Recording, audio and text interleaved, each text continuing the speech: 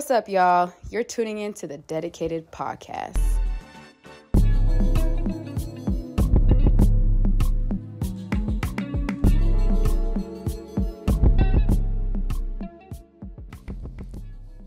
Bonjour à tous, on est de retour pour le Dedicated Podcast, épisode numéro 16. Alors aujourd'hui, j'ai la chance d'accueillir un ami, une personne que je suis depuis très longtemps sur les réseaux aussi. Elle a été demandée par beaucoup de personnes aujourd'hui. K-Swiss, comment tu vas? Voilà mon gars, merci de me recevoir sur ton podcast, ça fait plaisir. Ça devait se faire. C'est clair, ça devait se faire. On est là, on a fait le setup, ça nous a pris un peu de temps, mais on est bien, on est là dans ton nouveau studio à Genève. Alors, je vais faire une petite présentation parce que je pense qu'il y a peut-être des gens qui ne te connaissent pas. Donc, Kev, tu es personal trainer, tu es mentor, enseignant, thérapeute, créateur de contenu, podcasteur, youtubeur. Est-ce que j'ai oublié quelque chose? C'est plus ou moins ça, je crois. On est d'accord. Hein. Pour vulgariser un peu ta présentation, tu as développé ton activité en offrant une multitude de programmes sportifs en ligne, en présentiel pour amateurs ou professionnels. Tu multiplies les contenus sur les réseaux de façon régulière et évidemment en donnant toujours ton honnête avis sur ta pratique du sport et l'industrie du sport en général. Aujourd'hui, tu as une magnifique communauté Instagram, bien engagée dans chacun de tes contenus, je le vois assez souvent. Donc déjà, bravo pour tout ça. Merci. Pour tous ceux qui ne te connaissent pas et qui sont là avec nous aujourd'hui, alors je vous encourage vivement à aller suivre K-Swiss Fit sur Instagram, donc K-Swiss _ si je ne me trompe pas, Fit, et le K-Swiss Show qui est ton podcast avec 268 épisodes. Exact. Damn, tu vois, là j'ai dit numéro 16, tu vois, là je te dis 268. Tu vas y arriver en un claquement de doigts, tu vas comprendre. J'espère. Tu as déjà beaucoup parlé de ton parcours professionnel, etc., sur différentes plateformes, sur ton podcast aussi. Donc là, je vais aborder la chose un peu différemment, parler plus de l'aspect business, de comment tu fais ça, des challenges que tu as au quotidien. Mais d'abord, pour démarrer, parce que c'est important, K-Swiss, ça vient d'où? Parce que moi, je connais K-Swiss, voilà, on connaît la marque, etc. À l'époque, on n'a jamais compris comment il y a eu du buzz autour de cette marque.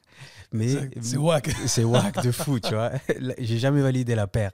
Mais K-Swiss, ça vient d'où? Ça vient du fait que je suis parti vivre aux États-Unis quand j'avais 19-20 ans. Je me suis installé là-bas, mon nom c'est Kevin. Et mes gars là-bas m'ont donné ce blaze, c'était mon nickname. Parce que Kevin est Swiss, from Switzerland, donc ils m'ont appelé K-Swiss. Et c'est resté, j'ai commencé sur les réseaux sociaux justement quand j'habitais à New York. Et du coup, quand je suis arrivé sur Instagram, je ne savais pas vraiment quoi mettre. Et j'ai commencé direct, j'ai mis K-Swiss _ Fit, et voilà. Et là maintenant, si dans la rue, on dit hey, K-Swiss, tu te retournes là. C'est moi, c'est ça. Mais tu vois, c'est marrant parce que j'ai pas mal évolué, pour ceux qui me connaissent depuis plusieurs années. J'étais dans le hip-hop également. J'ai changé de nom à l'époque, j'avais même mon nom sur Facebook à l'époque où Facebook c'était le réseau social numéro 1, j'avais un blaze. Donc il y en a qui m'appellent avec ce blaze-là de l'époque que je vais pas nommer parce qu'il y a des trucs qu'on veut garder secret. Il y a des trucs que si on pouvait revenir en arrière, on l'aurait pas fait. Hein. Exact. Et après, voilà, mon nom, il y en a qui m'appellent Vinky aussi. Et il y en a qui m'appellent K-Swiss. Pour la plupart des gens, c'est K-Swiss. Ok. Alors, dans tes différents contenus, tu as déjà évoqué les différents sports que tu as fait, etc. Moi, je voulais savoir si l'idée de devenir coach, de devenir personal trainer, etc., dans le domaine du sport, c'est quelque chose qui a toujours été en toi ou alors c'est venu par la suite. Et je reviens à la question parce que l'invitée précédente, Whitney Toiloy, elle a demandé est-ce que ce que tu fais a toujours été une vocation ou c'est venu en cours de route?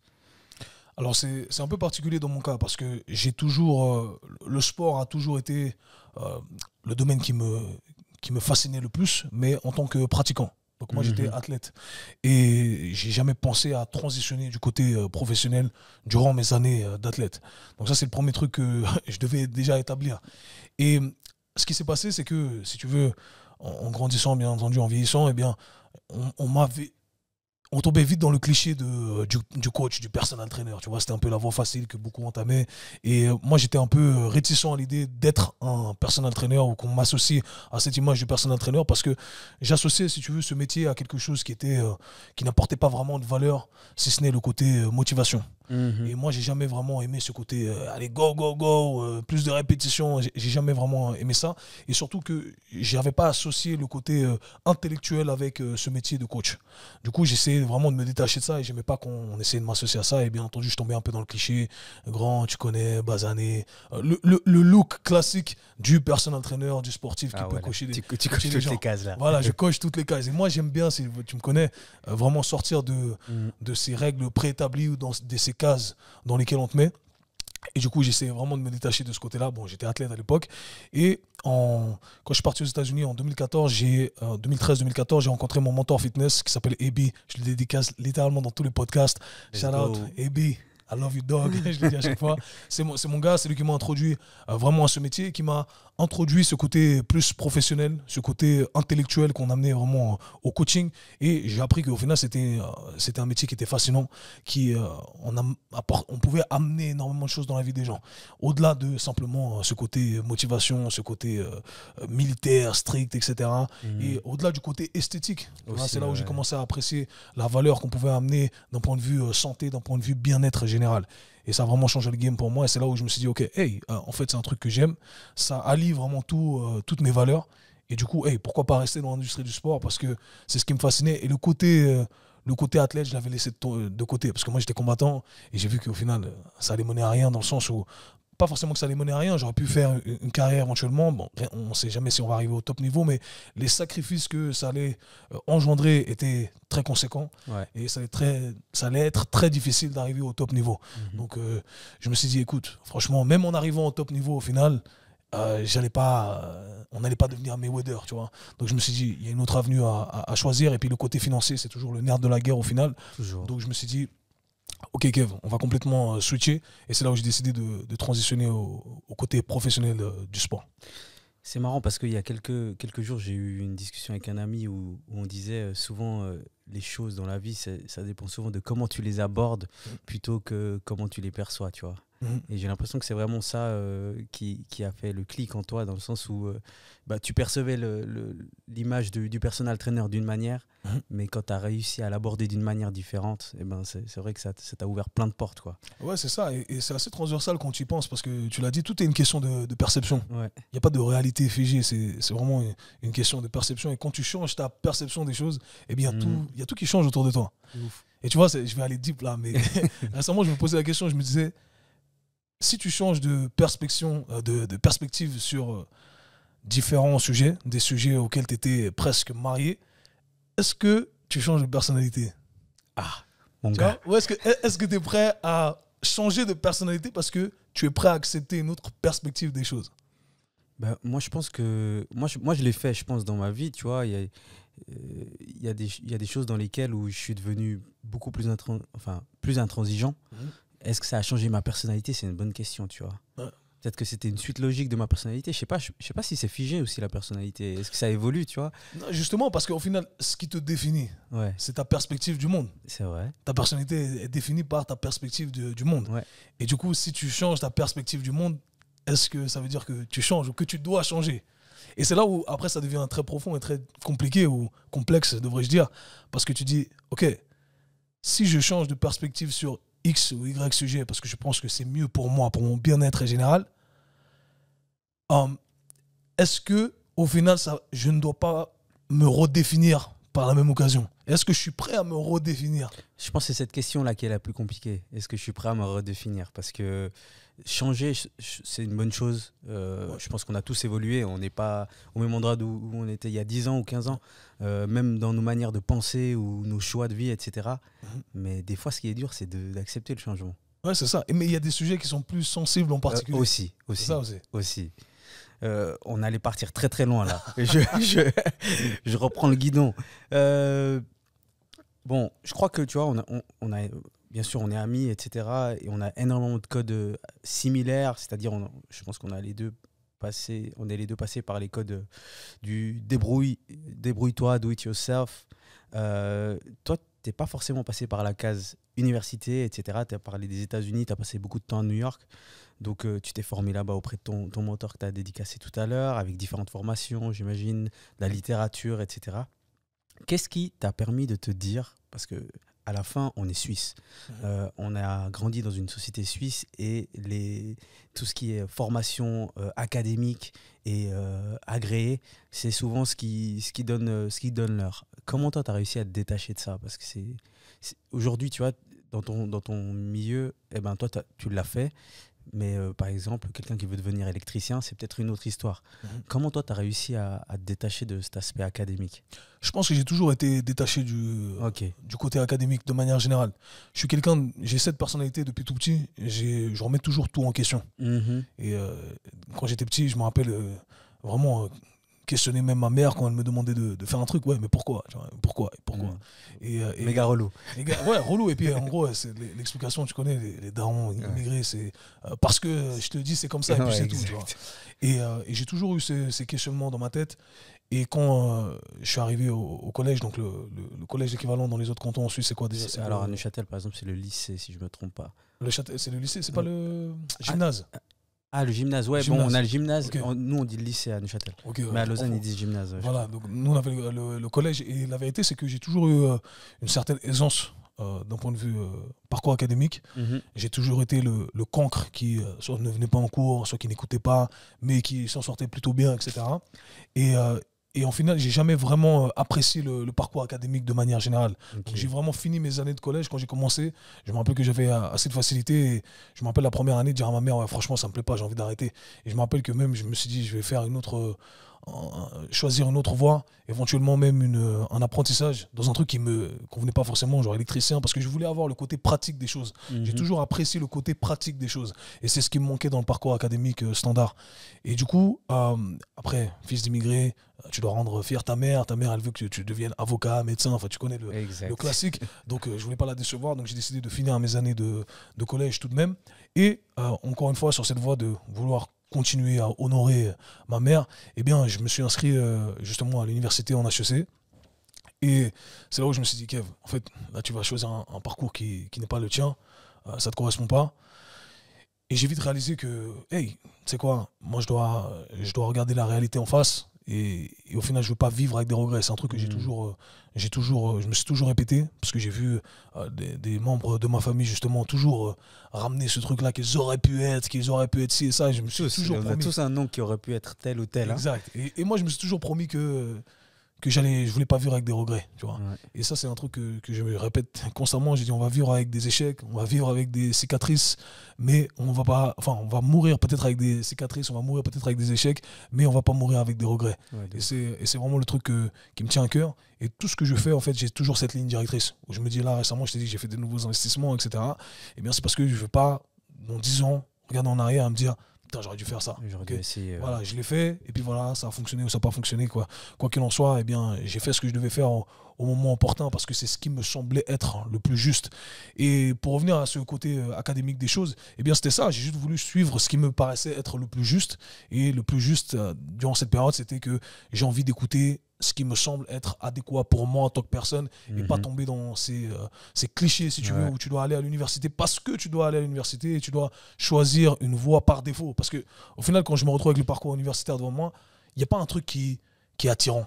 En fait, je procède par élimination. Ok, ça j'ai pas envie de faire, ça j'ai pas envie de faire. Ok, j'y vais à l'HEC, tu vois. Ouais. Et je trouve que c'est une manière erronée de voir le tout. Et quand j'ai pris justement cette pause et que j'ai rencontré mon mentor fitness et que j'ai décidé, parce qu'à la base je suis parti aux États-Unis pour continuer mes études en université. Donc je me suis inscrit justement au college pour en major business management. Et du coup, après, j'ai abandonné tout ça et je dis, ok, je vais me réorienter vers le sport. Et ce qui m'a plu justement dans ce côté sport, c'est qu'il y avait des cursus privés. Il y avait beaucoup de cursus privés déjà. Et ce qui était intéressant, c'est que je pouvais sélectionner exactement les sujets que je voulais développer. Donc ça, c'était aux États-Unis. Hein. Ça, c'était aux États-Unis, ouais. Versus justement, simplement... tu vois, suivre un truc parce que je dois le suivre, au final, ça ne me servira jamais à rien dans la vie et j'aime pas le sujet. Donc là, je pouvais vraiment sélectionner exactement ce que je voulais suivre et c'est ce que j'ai trouvé intéressant et ça m'a permis de me détacher de mon parcours académique standard. Et aujourd'hui, c'est ce qui fait mon succès. Ouais. Mais c'est marrant parce que j'ai quelques amis qui ont fait l'Uni en sport et c'est vrai que quand je les vois s'entraîner aux agrès, à la patinoire, etc., je me dis, purée, mais qu'est-ce qu'ils veulent faire en fait? Est-ce qu'il faut vraiment passer par là pour faire ce qu'ils souhaitent en finalité, quoi? je trouve ça assez marrant en fait de les voir travailler sur des points aussi précis, alors que je sais pas, peut-être qu'ils voulaient être personal trainer aussi, et je sais pas s'il faut vraiment avoir des aptitudes en patinage artistique, quoi. Ouais, c'est ça. Mais de manière générale, c'est ça pour le parcours académique. Hein. Ouais, c'est vrai. T'as quoi, peut-être 50-55% de gens qui n'utilisent jamais les diplômes qu'ils ont eus, Ouais, c'est vrai. ou qui ne se font pas engager sur la base de leur parcours académique. Exactement. Donc c'est là où tu te rends compte qu'il y a peut-être une arnaque derrière tout ça. Mais bon, voilà. Il n'y a rien de complotiste et c'est pas sponsorisé. Quand tu reviens, enfin quand tu es aux States et tu découvres donc tout ce, enfin tu réalises que tu sais ce que tu veux faire, que tu veux travailler dans l'industrie du sport. C'était quoi le plus gros challenge quand tu t'es dit ok, là je vais le faire, je me suis formé ou je vais me former. C'était quoi le plus gros challenge à ce moment-là? La langue. Je Ouais. parle pas anglais, tu vois. Ouais. Je suis parti au State, enfin, tu crois que tu parles anglais, t'as écouté quelques sons de 50, Jay-Z, Nas, et tu dis voilà, j'y vais, et puis là t'arrives, tu tombes dans l'anglais technique, approfondi, tu commences à lire des recherches en anglais, enfin, c'est un vocabulaire qui est totalement nouveau. Ouais, même juste le nom des muscles. Ouais, non, Même en français, je les sais pas, tu vois, Ouais. des fois. C'est ça, exact. Même moi, en français, je Tu sais vois pas, vu que je les ai appris en anglais, du coup, Ouais. je ne sais pas en français. Et non, c'était un vrai challenge. Mais c'est un challenge que j'ai apprécié parce que j'ai la tête dure. Et moi, quand je suis arrivé au Stade, vraiment, c'était mon truc. C'était, je veux parler comme eux. Ouais. Tu vois, j'ai envie de parler comme les Quinry, j'ai envie d'avoir l'accent comme les Quinry. Et c'était ça, me débarrasser de mon accent et d'avoir leur expression, leur slang, savoir m'exprimer dans tout contexte. Et j'ai travaillé dur pour ça. C'est-à-dire que les gens ne se rendent pas compte de ça. Mais en fait, moi, je me mettais dans ma chambre, je regardais un film, mais je le regardais avec le côté analytique des choses. Tu vois, avec les sous-titres, je mettais pause, j'écrivais dans un cahier. Ouais. J'allais chercher les phrasal verbs, tu vois, parce que c'est compliqué quand tu es Bah oui. francophone, tu comprends pas, c'est Bah les oui. phrasal verbs. Et du coup, je cherchais les expressions, j'apprenais les expressions. J'allais sur des sites où on faisait des échanges j'allais dire exchanges, de langues en fait. De langue, C'est-à-dire ouais. c'était des sites un peu comme un site de rencontre, si tu veux, mais sans profil, sans photo, etc. Ouais, des tandems, je crois qu'on appelle ça. Des Ok, tandems. Quand tu as une personne qui parle une langue et puis toi tu parles Ouais, l'autre, et tu te rends compte en face à face, Exact. et en fait, t'enseignes ta langue à la personne en face de toi, et vice-versa, etc. Et j'ai fait plein de trucs. J'ai vraiment dû sortir de ma zone de confort de manière générale pour arriver là où j'en suis aujourd'hui et pouvoir communiquer avec les gens, etc. etc. Donc ça, c'était le plus gros challenge selon moi. Ok, et tu reviens en Suisse en quelle année? 2000, oh, putain, ma timeline à chaque fois. 2017, 2018? Je crois que c'était 2017, je crois. Ouais. Et puis, qu'est Suisse quand il revient en 2017-2018, on va rester vague, quand il revient en Suisse, il a quoi de différent des autres dans le domaine du sport? Bon, déjà, j'ai une longueur d'avance sur la littérature, sur tout ce qui se passe, si tu veux. Quand je suis revenu, j'ai vraiment senti la différence où je me suis dit, ok, là, Kev, t'es vraiment en avance par rapport à ce qui se fait dans la francophonie de manière générale. Et je pouvais le voir à travers les différents outils qu'on n'utilisait pas encore dans la francophonie, mais qu'on utilisait déjà là-bas, certains vocabulaires. Et je voyais que c'était tout simplement plus arriéré sur tous les niveaux, en fait. Au niveau du service, au niveau technique, au niveau pédagogique. Il y avait vraiment tout qui était arriéré. Et je me suis dit, Kev, en fait, t'as vraiment un temps d'avance. Parce que moi, j'étais à l'heure là-bas. Ouais. Je dirais même que sur certains aspects, j'étais en avance même là-bas. Ouais. Parce que j'ai vraiment fait le travail nécessaire pour me former au max. J'étais très curieux. Ouais. J'étais un très bon élève. Moi, je suis un très bon élève quand je suis curieux Ouais. et quand j'ai cette soif d'apprentissage. Tu vois, c'est vraiment quelque chose qui me définit. Je dirais, j'ai cette discipline constante quand je veux quelque chose. Et ça s'applique dans tous les contextes, bien entendu, et dont celui, dont le parcours académique, je dirais, même si ça sent du parcours académique standard. Mais donc voilà, je suis arrivé ici avec un bagage qui était vraiment heavy. Heavy. Heavy. Ok, c'est parfait, c'est une parfaite transition pour le prochain chapitre qui m'intéresse énormément pour cet épisode. Donc, comme tu as dit, après quelques années, tu reviens en Suisse, tu comprends aussi qu'il faut assez vite qu'il faut avoir une grosse présence sur les réseaux.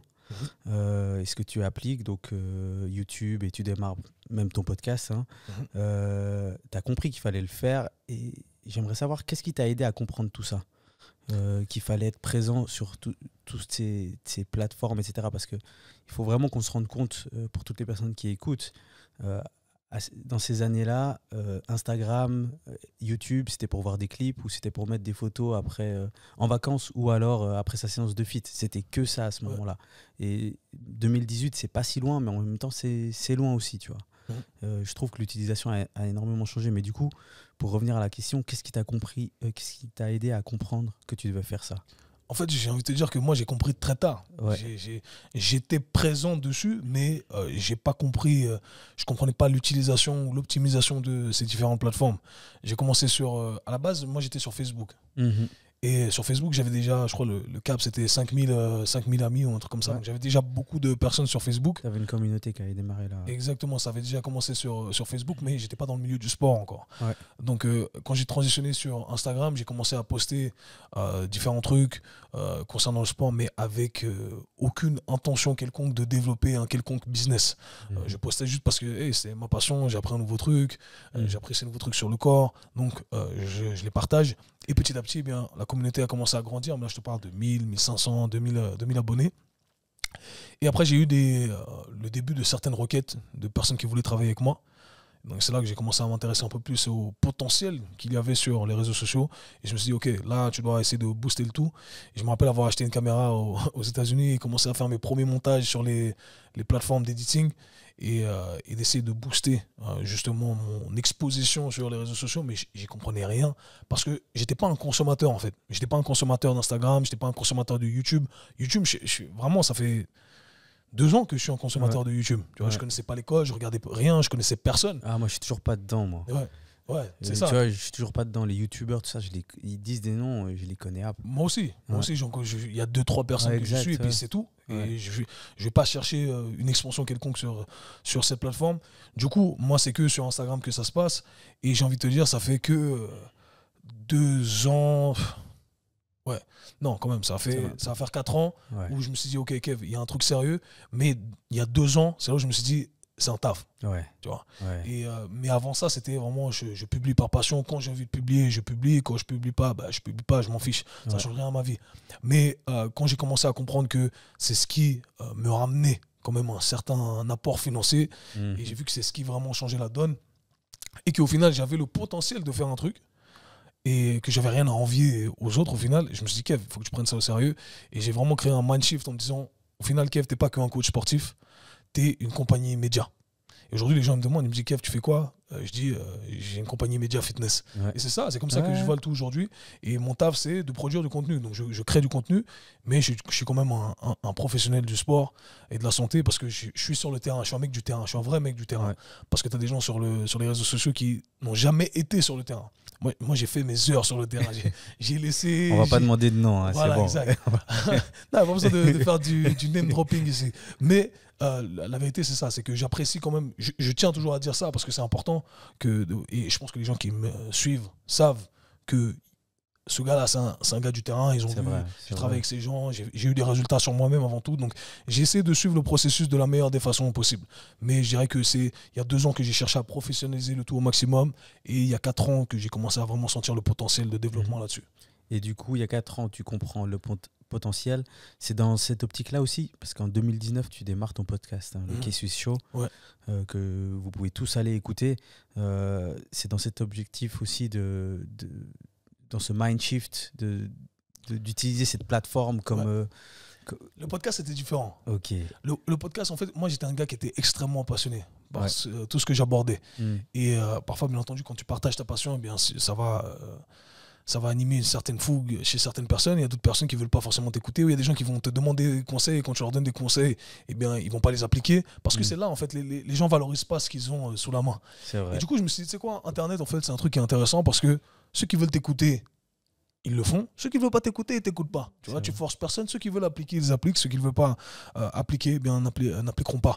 Et je me suis dit, tu sais quoi, je vais prendre le micro et je vais parler et je vais partager mon savoir en espérant que ça pourra aider des gens parce que j'ai pu aider des dizaines et des dizaines de personnes, à l'heure actuelle des centaines de personnes, et j'ai pu m'aider moi-même, surtout dans un premier temps. Et du coup, ça a commencé comme ça. Et la vérité, c'est qu'en fait, j'ai toujours eu envie de commencer un podcast. J'ai commencé les podcasts très tôt. Aux États-Unis, c'était même pas la mode. C'était même tôt là-bas. C'était tôt là-bas, en fait.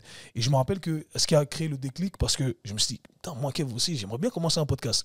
Mais je vois le podcast comme un truc de ouf, en fait, une production incroyable. Il fallait avoir des caméras, des micros de ouf, etc. Et je me rappelle qu'un jour, il y a un Karim qui me suivait. Et puis il m'écrit, il me dit j'aimerais bien t'avoir sur mon podcast, je kiffe trop ce que tu fais, etc. Il était dans l'industrie du fitness également. Et j'ai checké son podcast et j'ai vu qu'il avait interviewé des grands noms de l'industrie du fitness aux États-Unis. Ouais. Et puis le gars il m'interviewe et je vois que c'est un jeune Renoir, tu sais, un jeune gars comme nous, en fait, hip-hop, un danseur à la base qui s'est converti dans l'industrie du fitness et qui a son micro et qui fait son interview avec moi. Et je me dis, en fait... Mais qu'est-ce qui me retient maintenant? Exactement. C'est si lui, il peut le faire, moi aussi, je peux le faire. Et à la fin du podcast, directement, j'ai raccroché avec lui. Je suis allé sur Internet, j'ai commandé un micro, une carte son, et that's it. Voilà, tous ceux qui hésitent, là, tous ceux qui hésitent, allez sur n'importe quel site, achetez, vous verrez, ça va démarrer tout seul. C'est ça, il faut commencer, tu vois. Et je me rappelle que ça a été un gros déclic pour moi, et c'est un truc que je mentionne à chaque fois. Je dis toujours qu'on a tous une certaine part de responsabilité dans le fait d'inspirer autrui. Ouais. Parce qu'on ne sait jamais qui on est en train d'inspirer. Moi, j'écoutais des podcasts depuis longtemps, mais j'avais pas cette proximité avec les personnes que j'écoutais. Et là, j'avais un gars qui était comme moi au final. Et je me suis dit, c'est un gars comme moi peut le faire, moi aussi je peux le faire. Et c'est pour ça qu'on a tous ce devoir de responsabilité d'essayer d'inspirer autrui et de partager un certain succès, de partager nos histoires. Je sais qu'il y en a qui sont un peu plus réservés, mais si vous n'avez pas ce côté trop réservé, eh bien faites-le, parce que vous ne savez jamais qui vous allez inspirer. Vous pouvez changer la vie de plein de personnes. Donc, voilà, c'est vraiment ce que je recommande à chaque fois. Ok. Pour continuer sur ce podcast, il y a 268 épisodes, je répète. Je voulais te demander, est-ce que tout le contenu, enfin, si on écoute tout le contenu, est-ce qu'on a ce qu'il faut pour rester en forme? Parce que souvent tu dis c'est du free game. Si vous écoutez mes podcasts, vous avez tout ce qu'il faut. Ouais. Là, quelqu'un qui démarre l'épisode 1, il va jusqu'à 268, il a tout ce qu'il faut pour rester en forme. Free game, baby, je le répète encore une fois. Non, plus que rester en forme, tu as tout ce qu'il faut pour être dans l'élite. Ouais. Je suis persuadé. Ouais. Tu vois, je suis persuadé qu'aujourd'hui, j'ai partagé tellement d'informations, ce qui va être... difficile à faire va être de systématiser et restructurer tout ce qui a été dit, parce que bien entendu c'est dispersé, mais je suis persuadé que si tu écoutes tout ce que j'ai partagé là, hey, c'est un game changer. Voilà, vous savez ce qu'il reste à faire. Les gars, et je tiens à dire, moi j'ai fait mon podcast vraiment tu vois, solo, et j'étais pendant toutes ces années de 2019 à là récemment, parce que j'ai réduit un peu la vitesse, et puis bref, j'ai descendu un peu dans les rankings. J'ai jamais vraiment fait attention aux rankings avant, mais j'ai été dans les top 10, top 5, top 3 même des podcasts francophones les plus téléchargés. Fitness, dans la catégorie fitness. Je sais pas, dit comme ça, tu vois, on peut pas se rendre compte, mais c'est quelque chose. C'est quelque chose. Et même en Suisse, tu vois, j'étais dans les top 10, alors que podcast francophone, il y en a très peu. C'est les Suisses allemands. C'est les Suisses allemands. Tu ouvres les tops, tu vois que du Suisse allemand. Exact. Et moi, j'ai été dans ces tops-là, donc ça me fait énormément plaisir. Et tout ça pour dire que j'ai jamais fait attention à qui écouter. C'était juste la passion qui m'a guidé. Et j'ai partagé. J'ai commencé. J'avais 50 personnes qui téléchargeaient mes podcasts. Et aujourd'hui, on est à 20 000 downloads par semaine, tu vois. Il y a beaucoup de personnes par mois, mais c'est énorme. Et voilà, ça a commencé comme ça, j'ai juste pas abandonné. Et parfois, les gens ils disent, ah, qu'est-ce qu'il faut faire? Il faut juste continuer, en fait. Il faut le faire. Des fois, ils me disent, comment tu fais pour communiquer de manière si effective? Et mec, j'ai communiqué de manière pitoyable au début pour pouvoir communiquer de manière effective. Et c'est ça, les gens cherchent toujours, tu sais, le petit secret, etc. Alors que le secret, c'est de faire. Ouais. Voilà. Et la régularité. Ouais. Ça, c'est la clé. Ça, c'est la clé. Ça, c'est un truc, par contre, j'étais très strict avec moi-même. C'était, au début, hey, et franchement, j'ai commencé à lâcher un peu prise depuis que j'ai eu mon enfant et c'était un peu compliqué. L'année dernière, vraiment manque de sommeil, très surchargé au niveau du travail. Mais sinon, moi, tous les jeudis, j'ai un podcast qui sortait. Tous les jeudis. Je crois que c'est encore le cas, là. Quasiment, j'ai raté une fois ici et là. Mais je te dis, les premières années, j'ai pas raté un épisode. C'est-à-dire, je partais en vacances, je partais avec ma carte son, mon micro, et mon podcast, il sortait. Ouais, quand il y avait du Wi-Fi. Même quand il n'y avait pas de Wi-Fi, si je devais aller sortir et mettre, je te jure, je trouvais un moyen de télécharger mon podcast. Ah bah voilà, respect. Franchement, moi j'écoute régulièrement les épisodes et il y a tout ce qu'il faut. Il y a tout ce qu'il faut. Si vous savez pas comment faire pour comment vous entraîner, etc. Je pense qu'il y a toutes les clés dans le podcast qui est Swiss Show. Je répète, sur toutes les plateformes. Évidemment, n'hésitez pas à régulièrement faire des retours. Ça fait toujours du bien et ça permet de réajuster aussi. À fond. Prochaine question. Tu fais depuis plusieurs années maintenant des programmes en ligne. On va les appeler comme ça, des programmes en ligne, d'entraînement en ligne. On en a parlé d'ailleurs dans un des épisodes avec Johan Jourou où tu as fait le Bulletproof en collaboration avec lui. Si tu devais donner 2-3 programmes à une personne qui aime bien aller 2-3 fois par semaine à la salle, tu conseillerais lequel de tes programmes? Quelqu'un qui est un débutant? Ouais, quelqu'un qui y va mais qui sans réelle ambition. Moi, je conseillerais mon programme Hybrid Starter. Mhm. C'est un programme qui a été designé justement pour les gens à niveau novice à intermédiaire, je dirais, Ouais. qui inclut justement les piliers, selon moi, de la santé fitness, c'est-à-dire la santé cardiovasculaire, la santé articulaire, donc tout ce qui va être travail de mobilité, etc.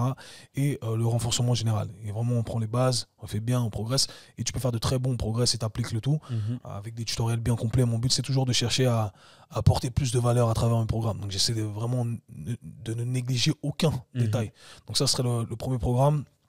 Ensuite, je dirais que si tu as une articulation en particulier qui te gêne, je transitionnerai vers un de mes programmes. On va faire en parallèle de la série Bulletproof. Donc, Ouais. genou bulletproof, hanche bulletproof, épaule bulletproof. Il y a colonne vertébrale bulletproof qui sort bientôt. Restez Attention. connectés. Mais voilà, donc ça serait ça. Et éventuellement, après, si tu as d'autres aspirations, vouloir continuer dans cette évolution, je choisirais le programme soit hybride physique, soit le programme hybride strong. Mais dans cette lignée-là de quelqu'un qui veut juste s'entraîner, maintenir un côté esthétique, je pense que le programme hybride physique sera adéquat. Ok, bah pour tous ceux qui sont intéressés, n'hésitez pas, il y a tout sur sa bio, sur sa page Instagram. Là, on vient de parler des programmes en ligne. Comment est-ce que tu t'es dit, parce que, encore une fois, il faut recontextualiser. Le moment où tu lances ça, c'est une période où les coachs t'entraînent en face à face, en one-to-one. Qu'est-ce qui te dit, je vais faire des programmes en ligne et pour avoir utilisé certains de ces programmes, il y a tout dans le e-book, c'est tellement complet. Il y a des vidéos, il y a des explications de comment faire les exercices, etc. À quel moment tu t'es dit, ok, il faut que je fasse quelque chose en ligne, que les gens puissent s'entraîner n'importe où dans le monde? En fait, le coaching en ligne a commencé très tôt pour moi. Comme je te l'ai dit, j'avais un following qui était bas, hein, tout est relatif encore une fois, mais j'avais genre 1000 followers, etc. Et j'avais déjà des gens qui me demandaient hey, est-ce que tu fais du coaching? Est-ce que tu fais du coaching à distance, etc. Et moi, j'étais du coaching à distance, c'est quoi du coaching à distance? Là, je te parle de 2016, mec. C'est-à-dire, j'avais jamais entendu parler de coaching à distance. De ouf. Donc, je suis nouveau dans le coaching, etc. Donc, je commence à me renseigner, etc. Et j'ai commencé avec la première plateforme aux États-Unis de coaching en ligne. Alors vraiment, c'était la version qui n'était pas optimisée du tout. Aujourd'hui, il y en a plein. Mais là, je te parle de vraiment la toute première qui a été créée justement pour les coachs en ligne. Et j'ai commencé là, donc j'ai commencé à faire mes armes avec ça. Ensuite, ce que j'ai fait, c'est quand je suis revenu en Suisse, on avait lancé une salle de sport. On avait donc une grosse clientèle qui était là à disposition. Et moi, ma spécialité, c'est vraiment le domaine articulaire, la santé articulaire. De base, beaucoup de gens me connaissent principalement pour ça et pour avoir aidé des gens, dont des athlètes, au niveau de leur santé articulaire. Et justement, je me suis dit, hey, y a une clientèle qui a besoin justement de ce genre de service-là. Et j'ai créé un site et j'ai commencé à faire mes premiers programmes en ligne, en offrant des programmes de mobilité justement à ces gens-là. Donc directement, j'ai beaucoup de clients, j'ai fait une offre de ouf, enfin, j'ai tout niqué, c'est la première fois que vraiment je fais des dizaines de milliers de francs comme ça d'un coup. Mais c'était pas encore optimisé, tu vois, il y avait beaucoup de choses qui devaient être individualisées où je devais retoucher chaque programme pour chaque personne.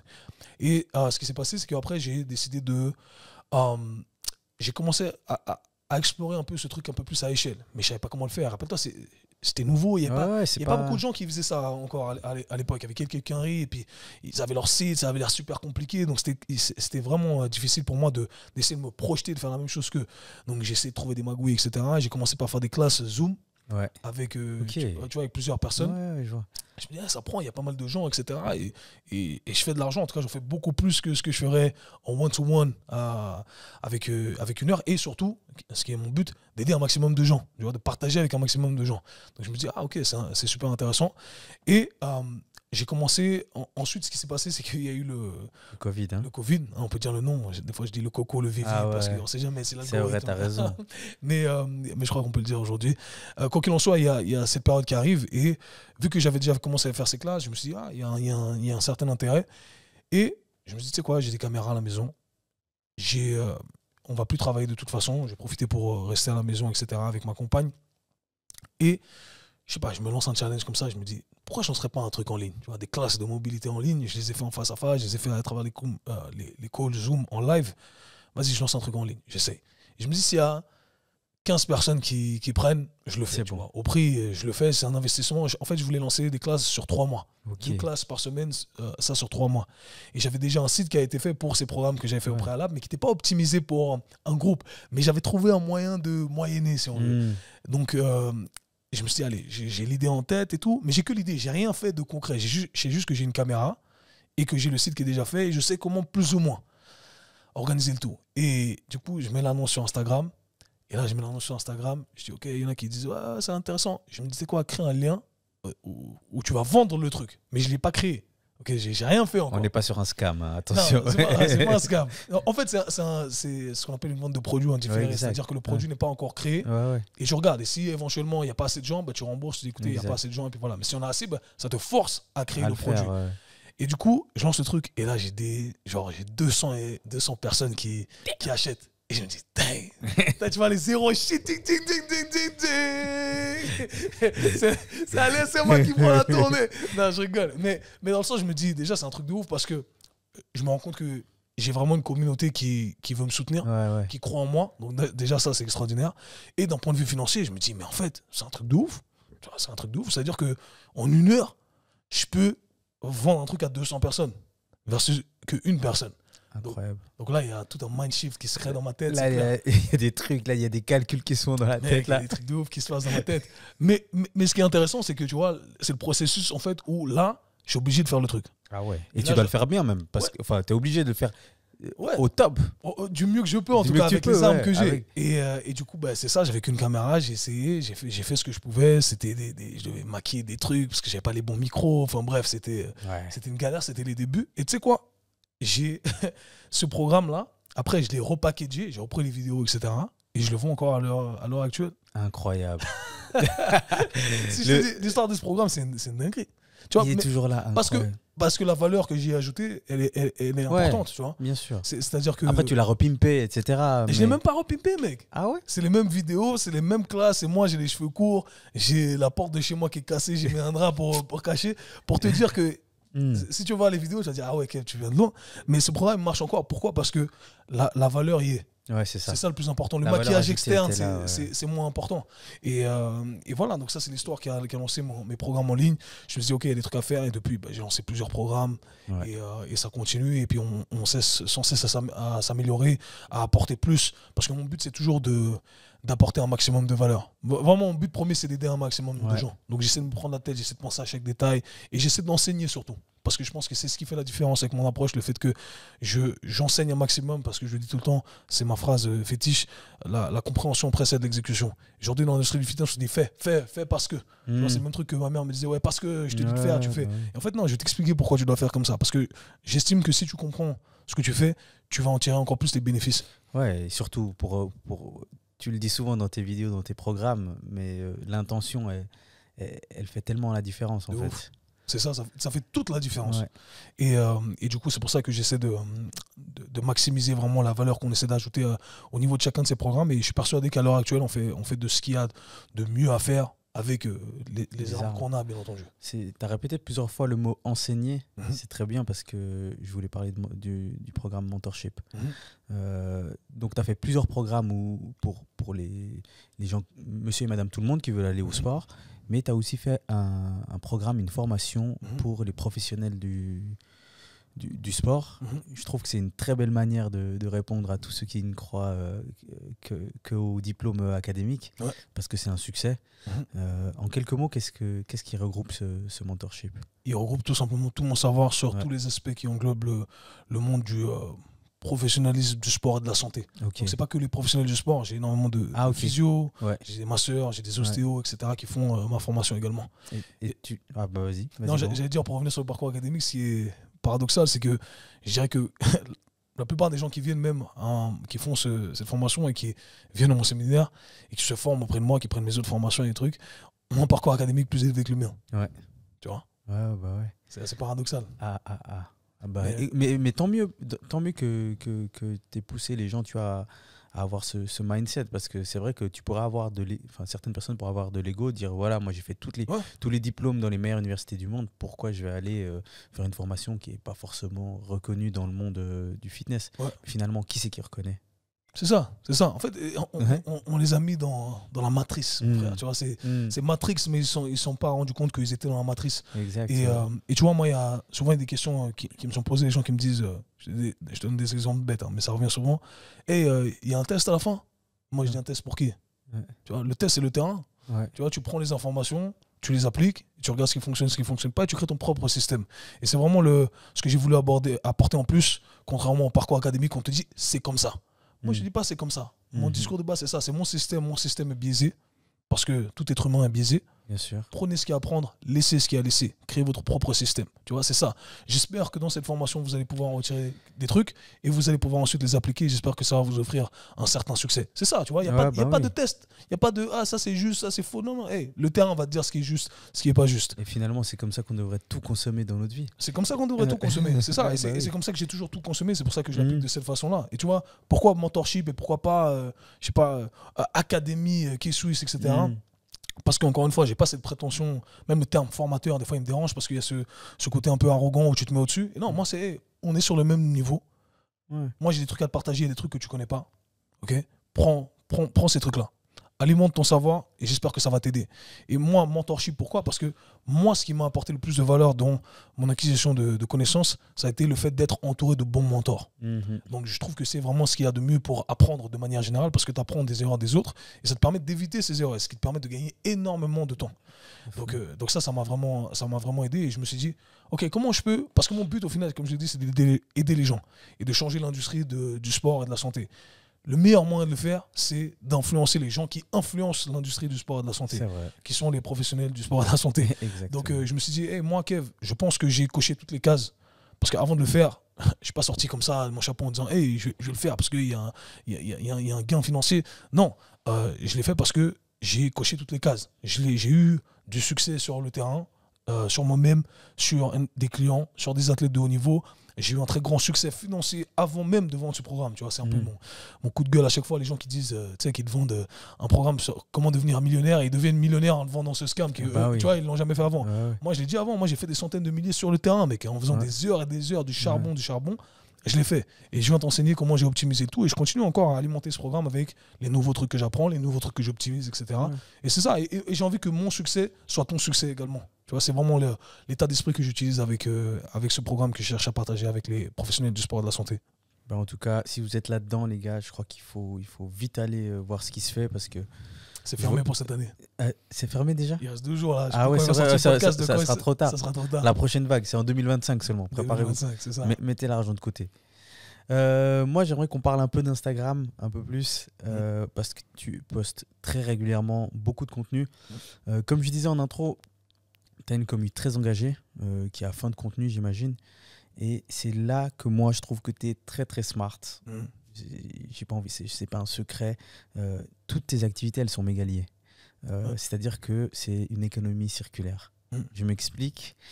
Ton podcast, il te crée du contenu YouTube, qui te crée des réels sur Instagram, qui après certains aspects seront considérés pour tes formations, ou les retours des gens vont créer tes formations, qui ensuite nourrissent ton podcast, qui va nourrir ton YouTube, qui va nourrir ton réel.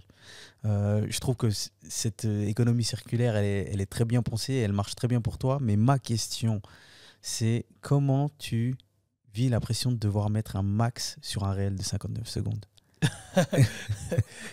Écoute, je pense que j'ai réussi à bien maîtriser cet art-là de condenser l'information.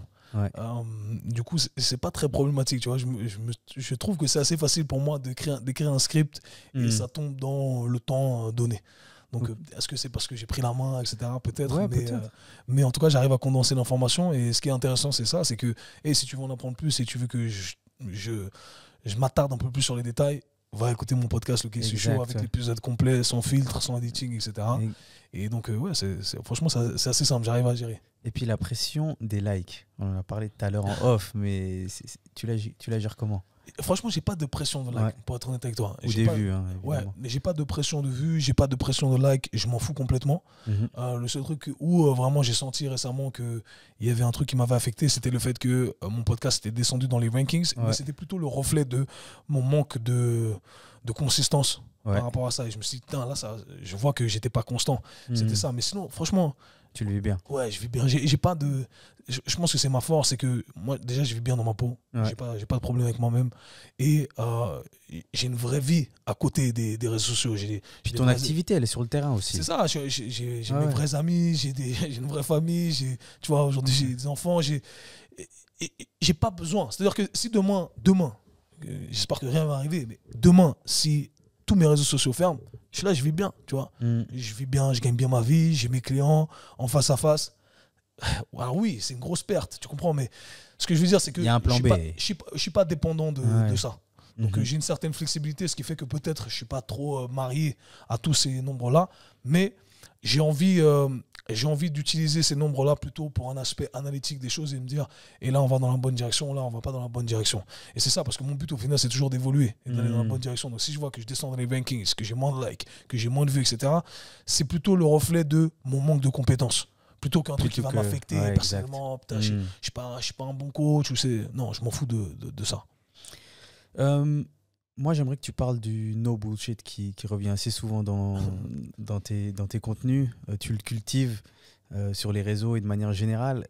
Pour quelqu'un qui ne comprend pas, c'est quoi le mindset no bullshit? Dans l'industrie du fitness, il y a beaucoup de mauvaises informations qui sont propagées.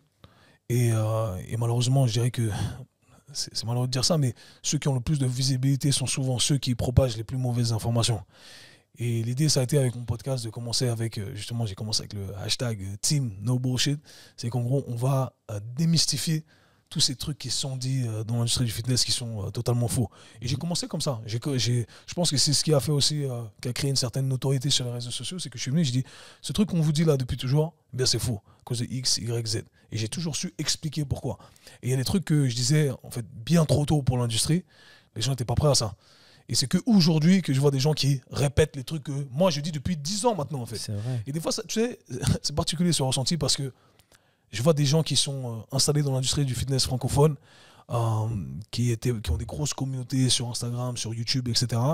et qui commencent à répéter les trucs que moi je disais il y a 8 ans, 10 ans, etc. Et qui va totalement à l'encontre de ce que eux-mêmes disaient il y a ces années-là. Et c'était sûrement des gens qui auraient pu cracher sur mon discours par le passé. Alors bien entendu, tu me diras, on change d'avis et c'est normal de changer d'avis. Et c'est ce qui est bien et je suis d'accord également avec ça. Mais il y a une certaine frustration à l'intérieur où je me dis, tu vois, moi, depuis le début, tu ne m'as pas validé parce que j'avais pas le grand following, mais j'étais celui qui était en avance.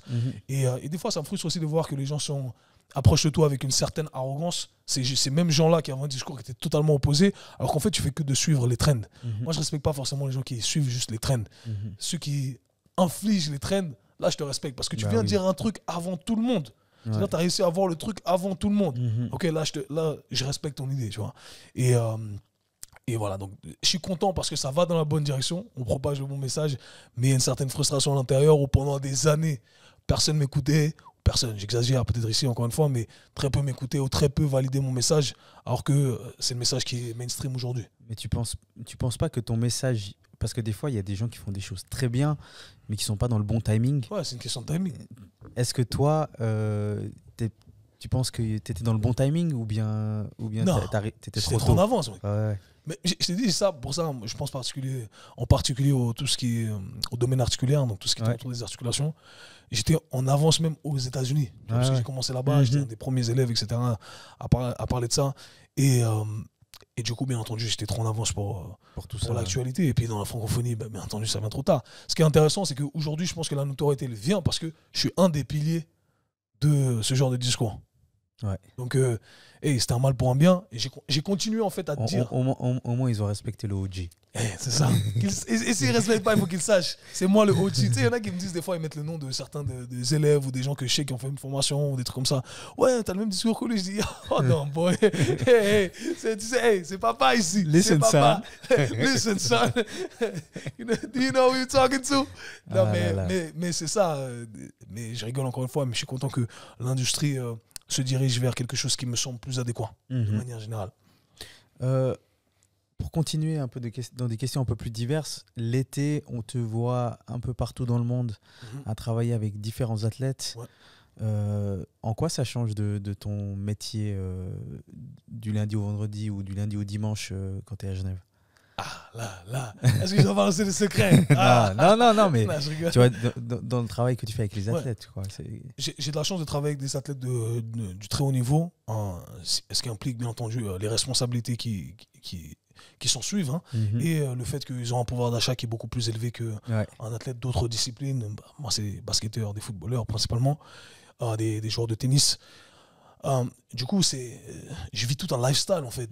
C'est des rostas, les mecs. Tu vois. Donc, j'ai de la chance de voyager avec eux, j'ai de la chance d'avoir des clients justement qui décident de me prendre avec eux. C'est un honneur parce que au final, ils pourraient prendre un gars du terrain là-bas, aux États-Unis ou en Angleterre ou autre, et ils décident de me prendre moi, de me faire voyager pour un coût conséquent. Et on travaille bien, on a développé des relations amicales également.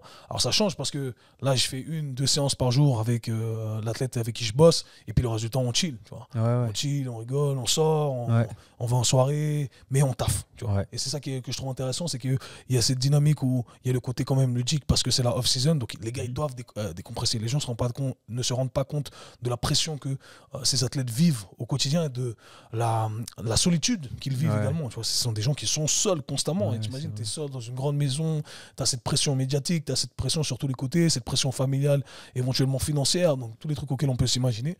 Et là, c'est le moment où tu décompresses. Et la chance que la dynamique qu'on a créée, c'est qu'ils ont un gars comme eux.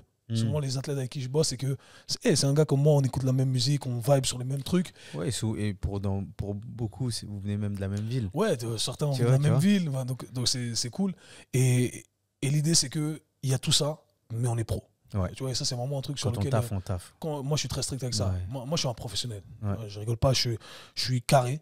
À 100%, je rigole pas. Je viens, mon taf est bien fait, de A à Z, je fais attention à chaque détail est pensé, je passe du temps à réfléchir. Donc on rigole, mais quand on bosse, je sais pourquoi on fait chaque chose qu'on fait. Et je pense que c'est un truc que les athlètes avec qui je bosse apprécient. Je pense pas, ils me le disent, parce qu'on a déjà eu des conversations, etc. Et c'est ça qui est cool, et c'est cette dynamique qui est sympa. Et souvent, on a tu sais, il n'y a pas cette proximité qui se crée entre le préparateur ou un coach en particulier, parce qu'on vient de mondes différents, et là on vient des mêmes mondes. Et souvent, ce qui se passe, c'est que quand on vient des mêmes mondes, le gars n'est pas forcément professionnel. Tu t'engages ton pote, en fait, plus parce que c'est ton pote. Mais là, on n'est pas pote. Et moi, j'ai jamais eu envie que qui que ce soit m'engage parce qu'on est pote. Tu vois, si tu m'engages, c'est parce que je suis compétent. J'ai pas envie que tu m'engages parce que je te ressemble, parce qu'on vient du même endroit. J'ai envie que tu m'engages parce que tu penses que je suis le meilleur gars pour toi. Et c'est très, très, très important pour moi. Je pense qu'on doit vivre dans une société qui est méritocrate et on doit mériter sa place. Et moi, j'estime que à chaque fois que je travaille avec ces gens, c'est parce que j'ai mérité ma place. Et eux-mêmes peuvent le dire parce qu'ils ont la même mentalité que moi. Donc, et c'est pas pour rien qu'avec certains, on travaille ensemble depuis plusieurs années maintenant. Et donc voilà, non, mais c'est fun, c'est fun. C'était une réalisation ou bien c'était un objectif ou pas du tout? Pas du tout, mec. C'est ça qui est marrant. Parce que souvent, c'est vrai que pour certaines personnes, ça peut sembler comme un objectif, comme une réalisation, alors que non, le vrai marché, c'est monsieur et madame tout le monde. En fait, c'est ça qui est marrant, c'est que le vrai marché, si tu veux vraiment vivre de ce métier, tu dois entraîner la population générale. Monsieur et madame tout le monde qui a le pouvoir financier de t'engager. Mais on a mis ça dans la tête des jeunes coachs, etc., en disant il faut entraîner des athlètes de haut niveau parce que c'est ce qu'il y a de plus fun, c'est ce qu'on fait miroiter. Mais moi, je vais te dire aujourd'hui, quelqu'un qui, moi, je le dis encore une fois, je peux vivre des athlètes de haut niveau. C'est-à-dire que moi, je peux sortir un salaire annuel des athlètes de haut niveau. Et je le dis encore une fois, ton vrai gagne-pain, c'est pas ça. Même ceux qui sont dans ma position et même plus élevés, leur vrai gagne-pain, c'est monsieur, madame, tout le monde. Et la vérité, c'est que, tu vois, pour pouvoir vivre des athlètes de haut niveau, eh bien, il faut que tu entraînes des athlètes qui sont dans le top 1% ou 0,1%. Parce qu'ils doivent avoir le pouvoir d'achat de te payer, etc. Et la vérité, c'est que tes athlètes du haut niveau, eh bien, ils sont sous contrat pour des clubs, etc. Donc, ils sont des employés des clubs. Et toi, tu vas les voir principalement pendant la off-season ou une fois dans le mois, etc. Donc, tu n'as pas une fréquence qui est assez importante pour que tu puisses en retirer éventuellement un salaire important, sauf si dans mon cas, etc., tu as 2 mois de off-season et tu es bien payé, etc. Mais pour la plupart des cas, des gens, ça va pas être le cas. Donc, tu dois travailler avec ces athlètes du 0,1%. Déjà, parmi ces 0,1%, il y en a qui doivent t'engager, donc ça fait le 0,001%. T'as capté? C'est la probabilité. La probabilité que tu gagnes ta vie avec eux, c'est très compliqué. Mais c'est ce qu'on fait miroiter dans la tête des gens, malheureusement. Et moi, ça n'a jamais été mon objectif. Mon objectif, c'était simple. Partager mon savoir pour aider des gens. Ce qui a pu m'aider, ce qui a pu aider les différentes personnes avec qui j'ai travaillé. Et j'ai toujours cherché à faire du mon taf. Et c'est ce qui a payé. Et je ne fais pas la différence entre un joueur de NBA, un joueur de Première Ligue et monsieur, madame, tout le monde. Moi, je traite monsieur, madame, tout le monde comme une star de NBA. Il n'y a pas de différence de traitement. C'est ça que je kiffe. Non, la tête de Wam, c'est... Ah, purée. Non, mais c'est vrai que, tu vois, être traité de la même manière, ça implique tellement la personne. Ah oui. Ça te donne envie de s'entraîner un maximum. Et cette volonté de pousser les gens, etc., je trouve que c'est admirable. J'espère que ça sera propagé à un maximum de personnes. Je répète, n'hésitez pas. Franchement, je n'ai même pas envie de vous dire, allez sur le site, allez voir, achetez. La tête de WAM, achetez. Merci, Vous serez comblé, vous aurez tout ce qu'il faut. On va arriver à la dernière question avant de passer au petit quiz et aux questions de fin. On a souvent, tu vois, l'idée des coachs et des gens dans le domaine du sport. On pense souvent qu'ils ont une idée très stricte au niveau de l'alimentation. C'est quoi ton rapport à l'alimentation? Moi, j'ai un rapport avec l'alimentation qui est relativement sain, ouais. mais qui n'a pas toujours été. Ouais. Par le passé, j'ai eu des troubles du comportement reliés à l'alimentation parce que j'avais une mauvaise relation avec le sport, avec la prise de gras, avec les aliments, etc. Et chaque fois, je pensais que je devais me punir à chaque fois que je faisais un petit écart au niveau de l'alimentation. Donc moi-même, en tant que professionnel du sport et de la santé, moi-même, en tant qu'athlète, j'ai développé tout ça. Et bien entendu, c'est ce que je cherche à combattre. Et c'est pour ça que mon discours sur les différents réseaux sociaux est un discours qui cherche à éduquer au maximum. Et pas un discours où je cherche forcément à montrer mon corps ou montrer mes perfs. Et je pourrais, tu vois, je le dis encore une fois, en toute humilité, parce que j'aime pas l'arrogance, mais j'aime pas la fausse humilité non plus.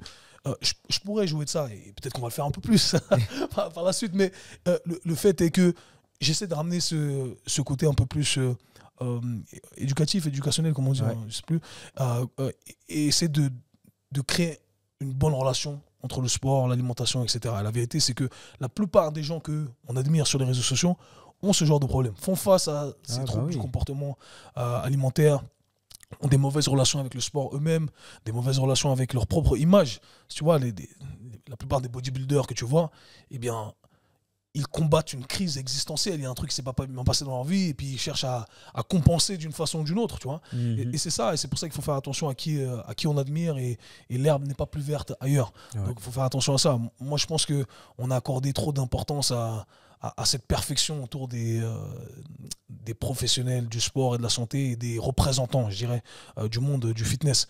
La vérité, c'est que, on doit manger ce qui nous fait du bien. Ça, c'est la règle numéro 1 que j'ai apprise. Et ceci doit être individualisé. Ça, c'est le premier truc.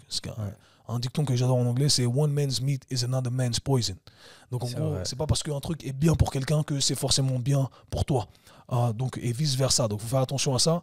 Et je divague un peu de la question.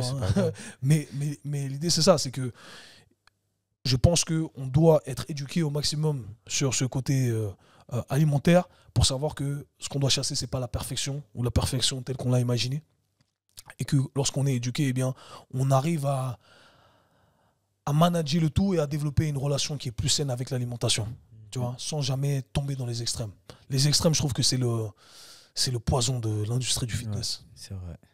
Il faut juste trouver en fait ce qui nous correspond en fait. C'est ça, trouve ce qui te correspond avec ce avec quoi tu es en paix aussi. Ouais, aussi. Et ça, c'est important. Il y a un truc que j'ai appris aussi dans ma carrière de coach, c'est que au début, je me rappelle, je posais souvent la question, je disais quel est votre objectif? Et ensuite, les gens disent j'ai envie de faire ça, etc. Et en vrai, la vraie question, c'est pas ce que tu veux, parce qu'on sait tous ce qu'on veut. La vraie question, c'est ce que tu es prêt à sacrifier. Ce que tu dois déterminer, c'est ce que tu es prêt à sacrifier. Donc c'est ça la vraie question. Qu'est-ce que tu es prêt à sacrifier? Et là, tu commences à reconsidérer le tout. Tu dis, ah ouais, en fait, non. En fait, c'est pas vraiment ce que je veux. Je croyais que je voulais ça, mais non. Parce que tout dans la vie, c'est un trade-off. Tu vois, je le dis à chaque fois, tout est un échange, en fait. Tout est un compromis. Donc, tu veux un truc, ouais, mais pour avoir ce truc, tu dois laisser un autre truc. Donc, il faut faire attention à ce que tu veux, ou plutôt changer ta perspective, d'où l'idée de la perspective.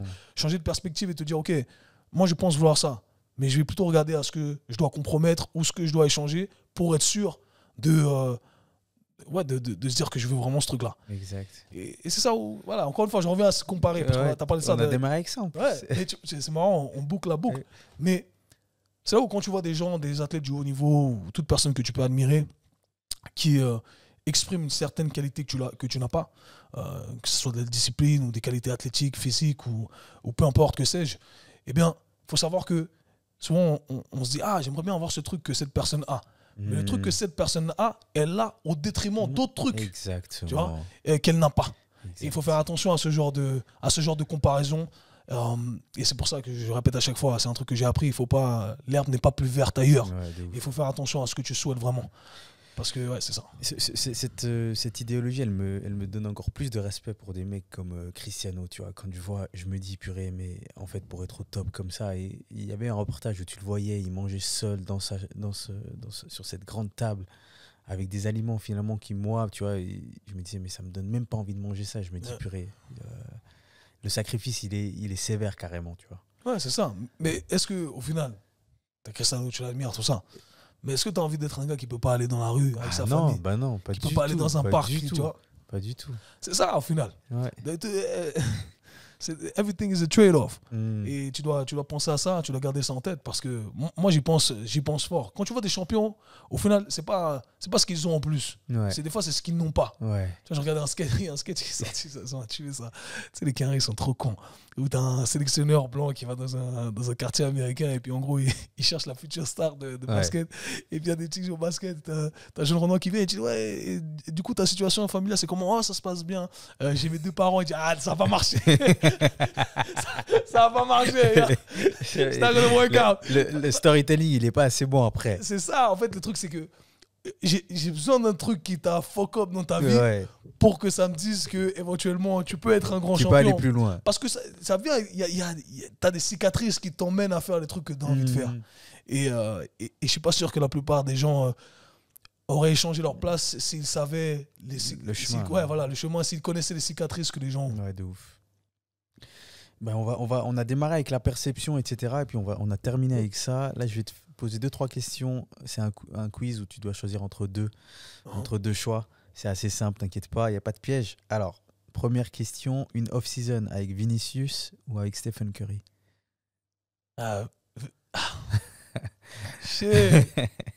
Vini, j'aime bien Vini.